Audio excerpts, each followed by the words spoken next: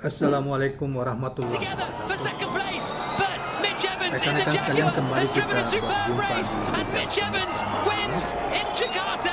Andalan tim Jaguar TCS Racing, Mitch Evans, memenangkan ajang balap Formula E Jakarta E-Prix 2022 di Jakarta International E-Prix Circuit Ancol, Jakarta Utara. Rekan-rekan sekalian, Evans memenangkan balapan dramatis melawan pembalap DS Ticita, Jean-Eric Vergne di posisi kedua dan Eduardo Mortara dari Rocket Venturi Racing di posisi ketiga.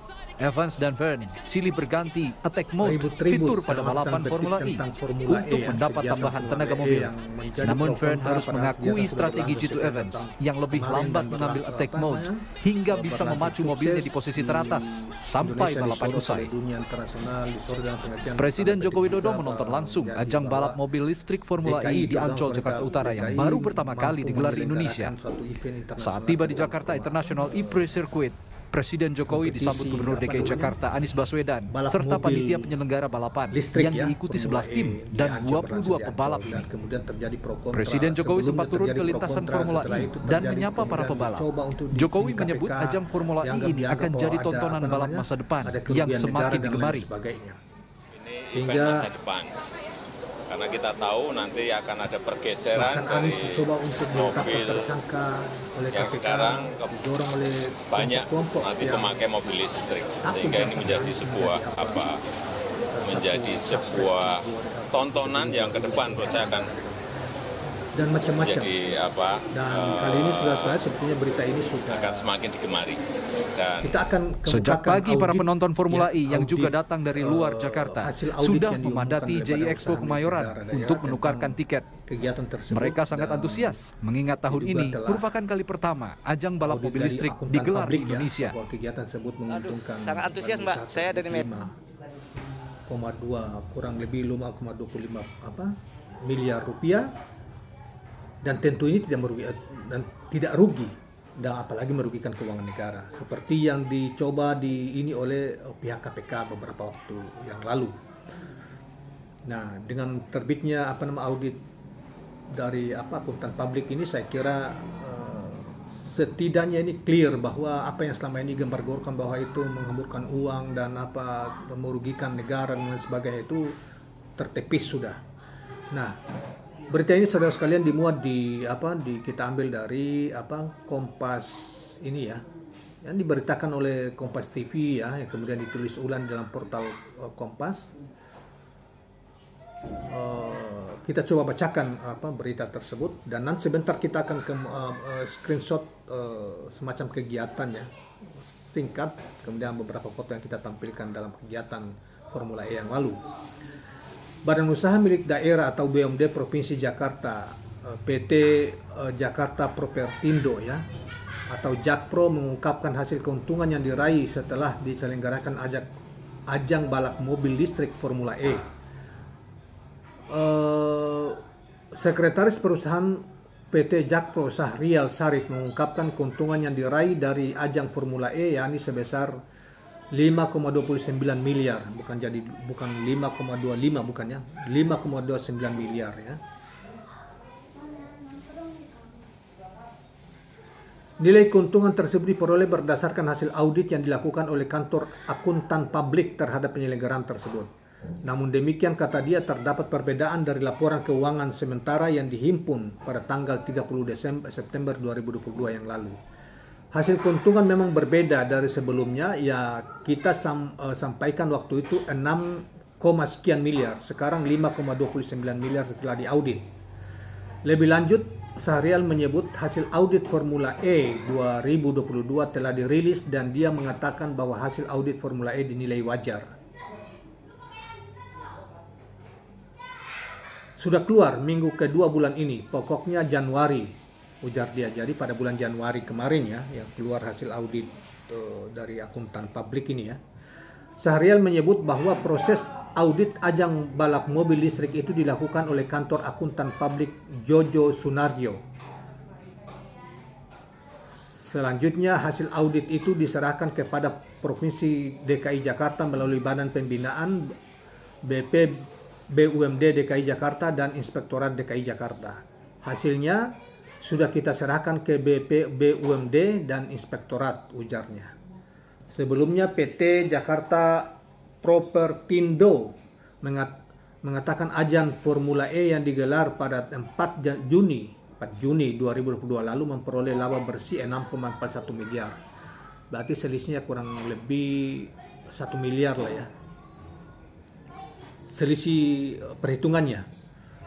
Laporan keuangan itu adalah audit sementara per 30 September 2022. Jadi 6,40 itu audit sementara ya.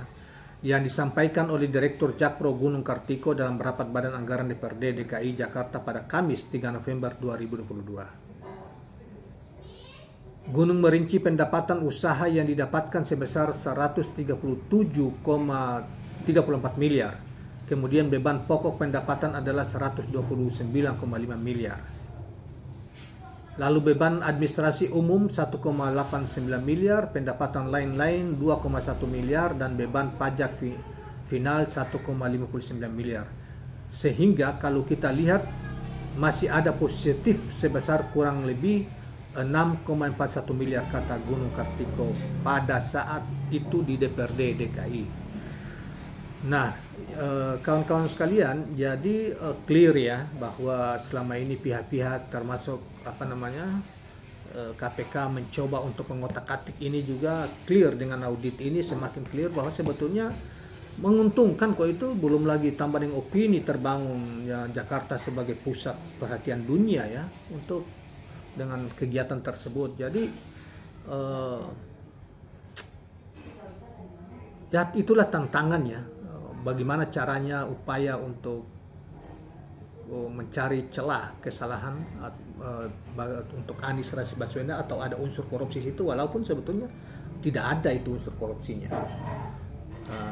Dan saya kira seperti yang pernah kita kemukakan satu video dari Jaya Suprana ya, yang mengatakan di dalam video itu bahwa pokoknya ada perintah dari rejim penguasa dalam pengertian apakah itu penguasa dalam pengertian pemerintah, struktur pemerintah, ataukah penguasa dalam pengertian partai politik besar yang meminta kepada KPK supaya apapun bentuknya Anies harus kena, carikan alasannya, harus kena masuk menjadi tersangka di KPK gitu.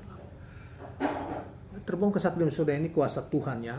Bagi orang seperti Jaya Suprana adalah orang yang tidak bisa dibeli, punya idealisme ya. Dan ini membuka ini ke video itu ke publik dan satu demi satu, dan sebelumnya juga begitu kayak majalah Tempo dan apa juga membongkar semuanya. Termasuk dalam kaitan kegiatan ini. Bukan kita membela Pak Anies, bukan. Kita tidak kenal secara pribadi, tidak ada, belum pernah juga jumpa secara pribadi ya. Tetapi kita ingin bahwa pemimpin-pemimpin yang memiliki visi untuk membangun negeri ini ke depan dan memiliki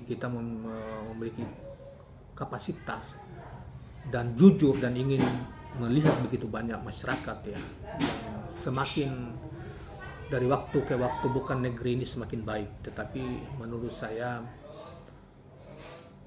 dari sisi kemajuan infrastruktur oke ya, tetapi semakin banyak orang lagi susah, miskin. Di satu sisi pemimpin kita berpihak kepada pihak-pihak yang lain yang bukan warga negara kita, warga negara asing gitu loh.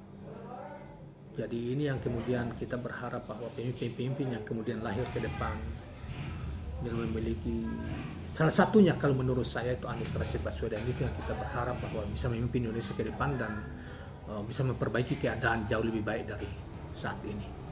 Nah, demikianlah kawan-kawan sekalian, dan soal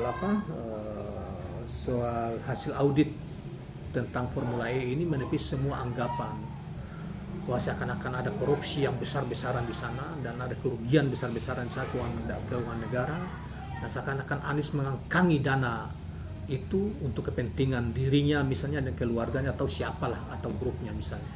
Ini semuanya tidak benar, dan yang selama ini yang beredar itu kan lebih banyak fitnah, ketidaksukaan karena merasa bahwa Anies adalah sebuah ancaman bagi mengakhiri